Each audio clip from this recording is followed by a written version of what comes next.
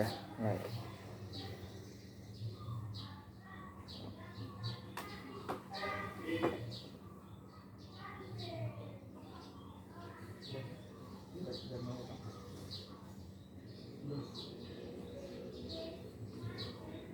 Oke, Assalamualaikum warahmatullahi wabarakatuh.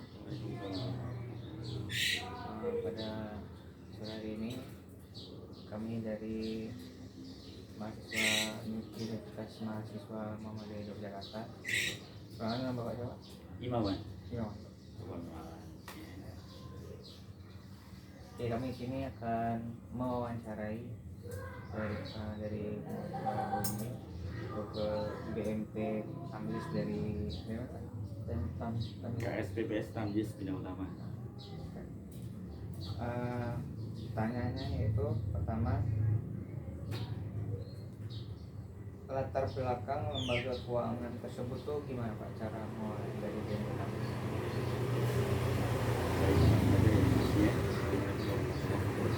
Waalaikumsalam. Latar belakang begini langsung berarti pulang mas ya. Juli 1992 ke 22 Juli 92 sampai sekarang sudah 34 tahun ya usianya.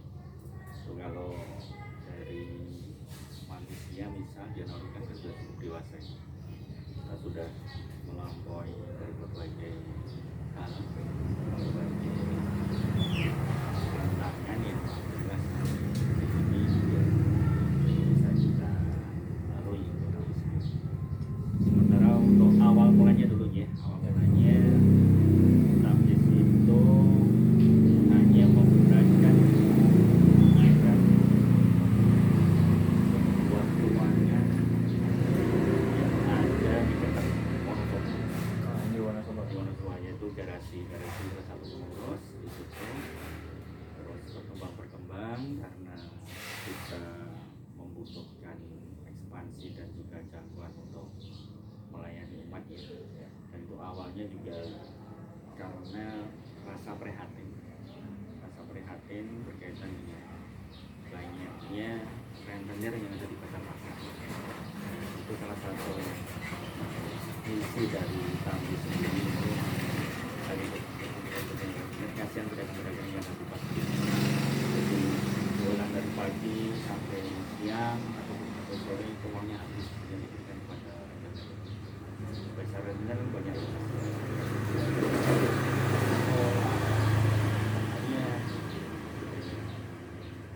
bata dan sebagainya. Itu semua pasar rata-rata ada itu bata seperti itu atau rentenir. Ya, awal mula mempunyai misi yang saya pikir mulia seperti itu, akhirnya bapak pendiri dari Tamjis itu meluaskan jangkauannya, terus membuka cabang yang ada di mana-mana.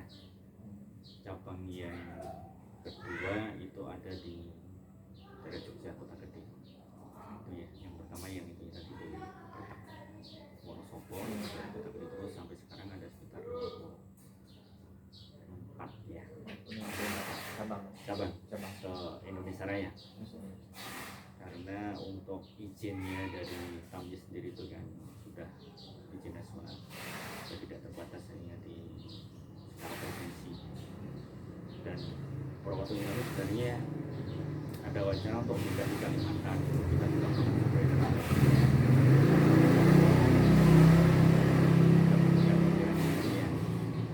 kita perlu persiapkan lebih banyak itu di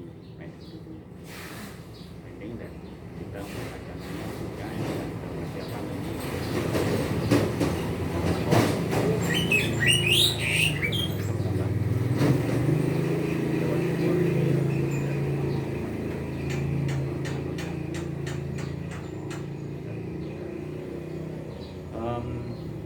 Tadi sudah saya sampaikan berkaitan dengan pasar tradisional dan juga itu juga berkaitan untuk memberikan kesempatan kepada teman-teman pedagang yang ada di pasar yang tidak bankable, jadi terbatas berkaitan dengan syarat protokol di bank kan itu sangat ribet ya Mas.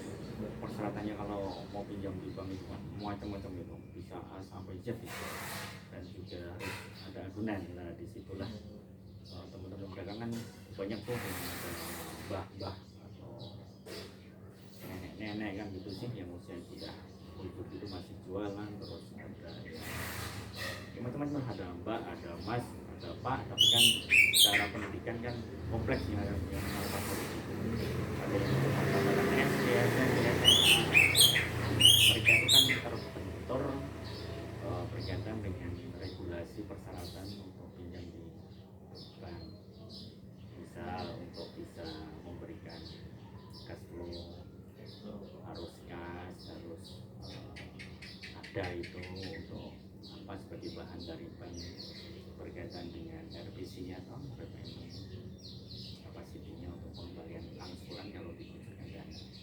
Nah seperti itu kan mereka nggak semuanya bisa menyajikan itu syarat-syarat yang diminta oleh perbankan, akhirnya adalah salah satunya Tamis di situ.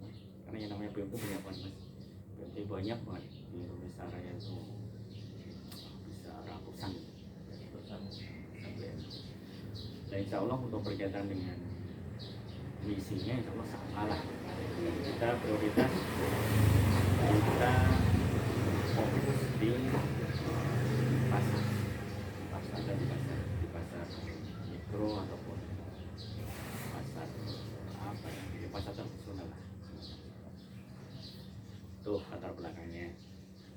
Terus ada lagi yang perlu ditanyakan Bu? Kalau pertanyaan kedua itu bagaimana cara kerja lembaga BMT gitu Pak? Terkait dari bisa disebutin apa dari awal gimana sampai akhirnya bagaimana? Kalau untuk cara bekerjanya ataupun operasionalnya lembaga keuangan kita ini kan termasuk lembaga keuangan non bank. Non-bank. Jadi lembaga keuangan mikro syariah, jadi operasional secara syariah. Itu ya biasa Mas, secara sistem hampir sama lah dengan perbankan. Artinya kita mengimpor dana nih, dalam bentuk simpanan gitu, terus nanti kita salurkan kepada anggota-anggota yang membutuhkan. Bahasanya kalau di dalam di situ operasi secara itu pembiayaan.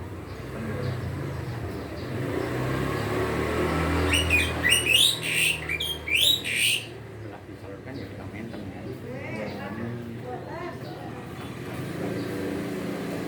Bagus, nanti kita putar lagi untuk anggota itu dasarnya. Dan berkaitan dengan cara kerjanya juga kita insya Allah yang sudah 34 tahun ya sama lah, karena di situ ada slip-slip yang harus digunakan, terus ada kalau simpanan dulu ya Mas, simpanan kita perbekali marketing yang ada di lapangan kolektor itu dengan HP collecting-nya Mas. Jadi kita sudah tidak manual lagi, kita sudah cukup lama mulai di BRI yang di sini. Jadi secara digital kita pakai HP yang sudah disetting dengan ID kami sendiri. Di semua kolektor di semua cabang itu sudah menggunakan. Jadi misal buku simpanan itu di situ ada barcode-nya, tinggal kita tembak pakai kita spot HP itu nanti di layar televisi itu tuh nama, alamat, terus mau nyimpan atau berapa rupiah, dan untuk angsuran pun sama seperti ya di kartu pembiayaan. Setiap anggota dikasih buku simpanan, kartu pembiayaan, itu semuanya pakai barcode semuanya, dan nanti di situ sudah muncul di situ Identitasnya semua. iya semuanya, mau ambil berapa rupiah, mau nabung berapa rupiah, dan itu terintegrasi langsung dengan operasional di cabang. jadi real time. Jadi kolektor ataupun marketing yang di lapangan insya Allah nggak bisa main-main lagi. Nah, di situ real time, di situ nanti sampai kantor teman-teman kolektor marketing itu langsung bisa merinformasikan hasil kerjanya dari pagi sampai siang. Di runut rata-rata satu kolektor marketing itu bisa 200 juta, 250 juta gitu.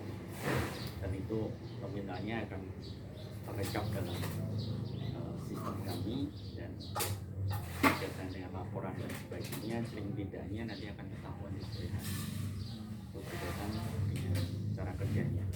Dan untuk simpanan sendiri kami juga sudah banyak mas berdua perlu ketahui, simpanan yang paling awal yang biasa di perbankan ada simpanan yang sewaktu-waktu bisa diambil ya. Sekarang nabung sampean pagi bisa, sore mau sampean ambil nggak masalah, atau besoknya nggak masalah, itu ditambah namanya sempat mutiara. Dan ada yang simpanan berjangka, kalau di perbankan namanya deposito itu kita bisa ada namanya ijabah tapi berjangka itu ada. Dan 1 bulan, 2 bulan, 3 bulan, 6 bulan, 12 bulan, 24 bulan akan. Dan itu berkaitan dengan biasanya yang namanya orang nabung kan pengennya uangnya tambah saldonya ya. Bahasanya kalau di perbankan konven itu bunga gitu ya, kalau di bank syariah Tamjiz salah satunya itu kalau yang investasi berjangka untuk rubah yang deposito itu namanya bagi hasil tuh, itu namanya bagi hasil. Terus kalau yang simpanan mutiara itu namanya atoya atau polis aja. Iya dong, kok beda itu Pak? Iya dong, karena sewaktu-waktu yang simpanan mutiara itu sewaktu-waktu diambil tuh. Jadi Tamjiz kan mau menggunakan uang itu kan agak uang mas dalam tanda petik kan gitu. Sekarang digunakan, dikucurkan untuk pembiayaan, tahu-tahu besok diambil kan gitu. Nah di sini kan berarti likuiditas kantor harus aman. Sekitar bulan sampai detik ini untuk likuiditas Tamjiz aman lah.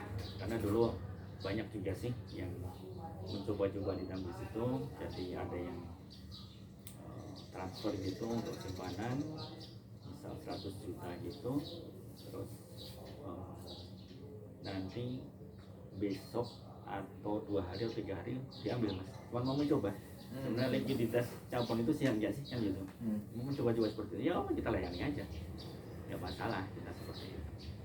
Dan alhamdulillah untuk sampai hari ini pun anggota Tamjiz banyak berkaitan dengan simpanan di cabang maupun mutiara. Itu untuk cara kerjanya sama mas, sama kayak konvensional tapi ada bedanya. Ya cuma istilah aja, tapi istilah pun itu sangat urgent karena kita syariah ya. Kalau di konven bunga, kalau di syariah ya bagi hasil gitu. Mungkin ada pertanyaan mau ditik kalian berdua, yang menyimpan berjangka atau jabah itu kan setiap bulannya berapa bagi hasil itu dari mana Pak? Itu bagi hasil dari kita menggunakan uang tersebut untuk pembiayaan ke anggota Tamjiz, dan anggota Tamjiz yang punya bagi hasil tuh dari hasil usahanya. Nah itu kan dengan sharingnya dengan Tamjiz. Jadi Tamjiz punya pendapatan nih dari pembiayaan itu, udah dari pendapatan akumulasi konsolidasi nasional akhirnya diputuskan untuk bagi hasil ijabah 3 bulan dapat berapa, 6 bulan dapat berapa. Semakin lama jangka waktu ijabahnya di Tamjiz, otomatis bagi hasilnya semakin besar kan gitu ya, dengan bagi hasil ya mungkin itu mas. Dan juga untuk pembiayaan ya, pembiayaan kitab sama berkaitan dengan prosedurnya, jadi dilakukan ada permohonan, terus dilakukan survei awal, terus dilakukan survei mendalam, terus nanti ada penelitian gitu, terus ada S3, terus baru bisa dicair sama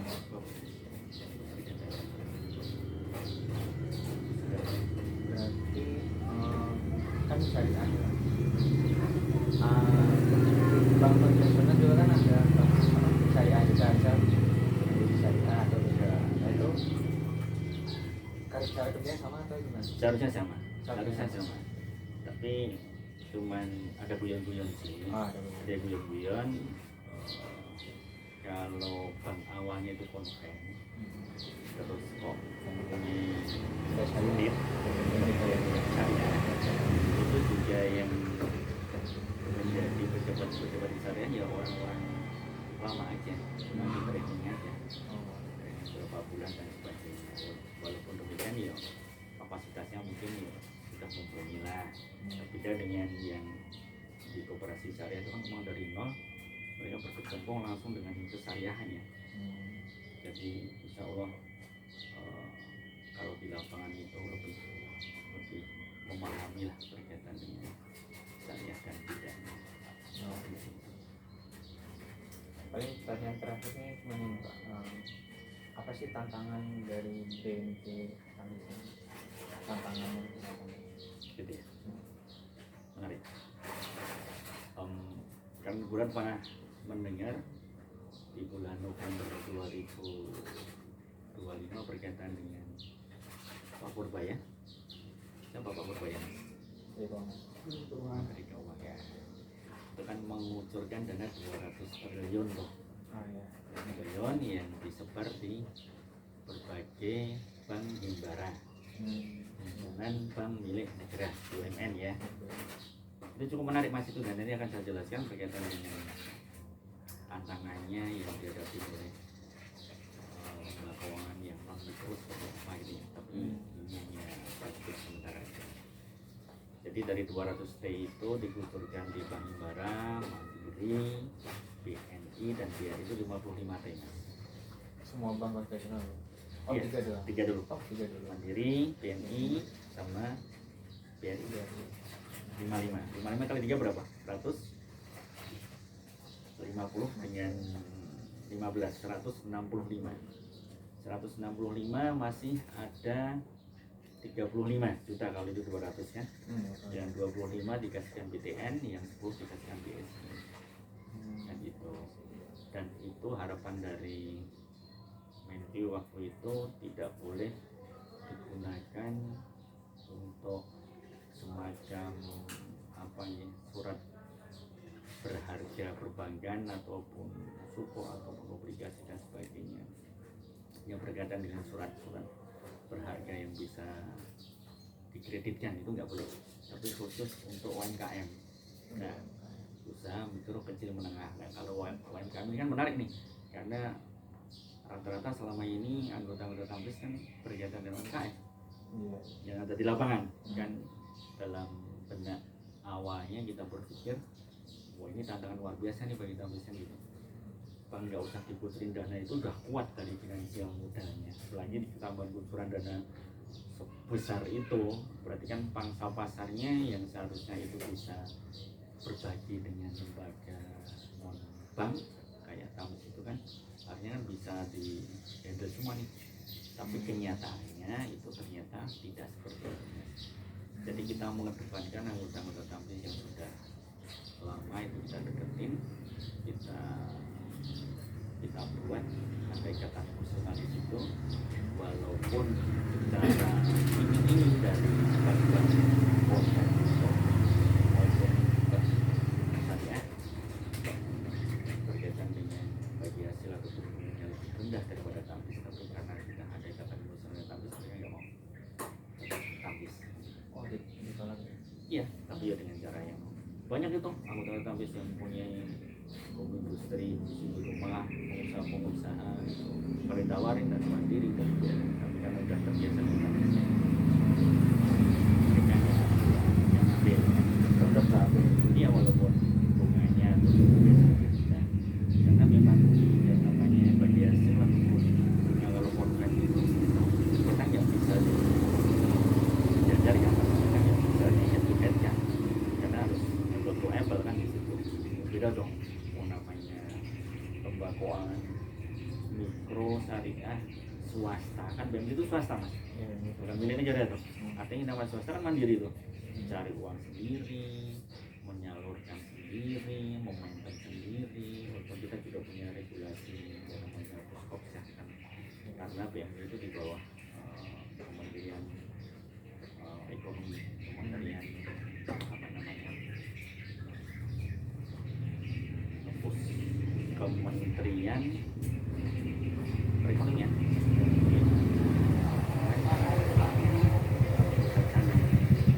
Jadi regulasinya seperti itu. Atau kalau selevel kabupaten ya kita ada Puskopsa, Pusat Koperasi Syariah di situ, di bawah dinas koperasi kan gitu. Nah kalau di atasnya lagi ya Menteri Koperasi itu yang berkaitan dengan dan ekonomi, Menko. Itu menarik mas. Jadi itu ceruk pasarnya atau rotinya yang awalnya kita khawatir, akhirnya kita nggak perlu khawatir banget lah, karena anggota-anggota kita sudah ada ikatan emosional dengan Tambies yang itu. Jadi kalau ada pertanyaan lebih jauh berkaitan dengan hal tersebut, tantangan dan sebagainya ya satu. Terus yang kedua yang tidak kalah pentingnya di era milenial atau apa bahasanya Z atau apa lebih tinggi. Paling tinggi itu ya. Kalau dulu milenial gitu ya, sekarang Gen Z. Oh,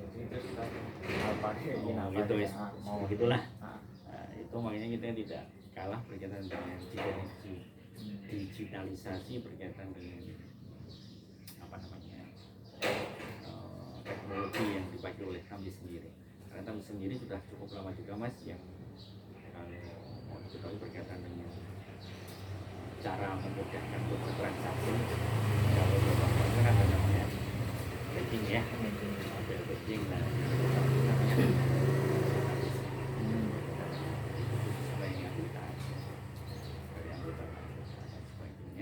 transaksi, transfer dan sebagainya kita pun sudah tidak kalah seperti itu untuk karena anggota kami sendiri kan juga banyak yang melek teknologi gitu, makanya kalau dia mau bertransaksi dia harus hadir di kantor cabang terdekat, tapi cukup di tempat usahanya punya HP yang Android terus bisa akses kan gitu. Nah itu sudah banyak mas, seperti itu. Dan kedepannya kita juga bisa untuk make-up lagi berkaitan dengan teknologi. Kita alhamdulillah bisa dikatakan 10 besar ya, 10 besar BRT Indonesia Raya. Tambies itu ada lagi mas? Kalau mau tahu operasional tuh gimana? Operasional maksudnya bukanya jam di hari apa, terus di jam berapa? Oh itu berkaitan dengan di kantor bensin aturan mainnya ya. Operasional. Kalau di Tambies sendiri itu hari Senin sampai Jumat. Jadi Sabtu dan Ahad itu. Kalau untuk jam kerjanya ya biasa mas dari jam 8 sampai jam 17. Jam 5 sore. Itu secara idealnya. Tapi yang namanya lembaga keuangan mas, walaupun sudah jam 5 sore, kalau untuk pelaporan dan sebagainya itu belum jeli, belum balance gitu, ya harus diselesaikan. Mau sampai jam 6, mau sampai jam 7, mau sampai jam 8. Lembaga keuangan rata-rata seperti itu. Jadi tidak terpaku jam 5 selesai pulang. Enggak. Kan kalau di supermarket ya, atau kalau di divisi operasionalnya yang administrasinya ya harus selesai, harus dijalankan, ya mungkin transaksi hari ini terpending untuk besok itu nggak bisa. Transaksi hari ini selesai hari ini. Ini belum kalau akhir bulan. Akhir bulan bisa lebih malam lagi, lagi lama ya. Tapi ya nggak nyampe jam 9 jam 10 enggak lah. Ada lagi Mas Haji mau tanya gimana? Dari gua Ini mungkin sudah. itu aja dari kami dari Siap. kelompok pelaksananya dari Universitas Muhammadiyah Jakarta untuk menyatakan BMC kami semana tadi sudah disampaikan oleh Bapak. Ini cukup sekian ya. Assalamualaikum warahmatullahi wabarakatuh. Waalaikumsalam warahmatullahi wabarakatuh.